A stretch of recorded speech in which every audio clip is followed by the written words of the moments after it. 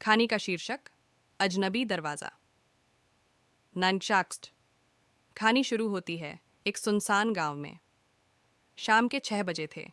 सूरज धीरे धीरे डूब रहा था और अंधेरा चुपके से गांव पर अपना कब्जा जमा रहा था। गांव का नाम था रामपुर, जहां मुश्किल से 40 से 50 घर थे, लेकिन इनमें से एक घर सबसे अलग और रहस्यमयी था।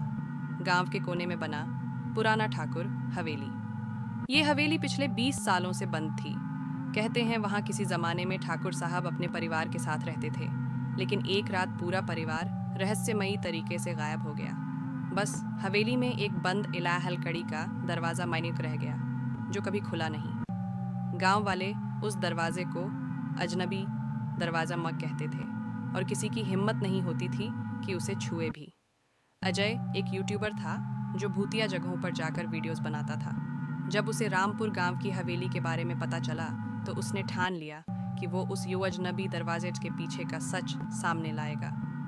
गांव पहुंचकर अजय ने लोगों से पूछताछ की, पर सबने मना कर दिया कुछ भी बताने से। एक बुजुर्ग आदमी ने बस इतना कहा, बेटा, उस दरवाजे के पीछे सिर्फ अंधेरा नहीं है, वहाँ किसी की रूह बसी है। पर अजय रुका नहीं। दीदी अन्नन हवेली में प्रवेश। अगली रात 12 बजे अजय अकेले कैमरा लेकर हवेली में घुस गया। दरवाज़ा चरमराया, धूल हर तरफ फैली थी, दीवारों पर पुराने खून के निशान थे। अजय धीरे धीरे उस बंद लकड़ी के दरवाजे की ओर बढ़ा। वही अजनबी दरवाज़ा। उसने कैमरा ऑन किया और दरवाजे को छुआ। ठाम! दरवाज़ा अपने आप खुल गया। अंदर एक अजीब सी ठंडी हवा चली और अचानक अजय की कैमरा स्क्रीन ब्लैक हो गई। अंदर एक कमरा था जिसमें एक पुराना झूला झूल रहा था, लेकिन वहाँ कोई नहीं था। अजय ने देखा, दीवार पर लिखा था, हम कभी नहीं गए, हम यहीं हैं। अचानक एक और दरवाज़ा खुला और सामने एक और अजय खड़ा था, हूबहू वैसा ही दिखने वाला। असली अजय चिल्लाया, तू कौन है?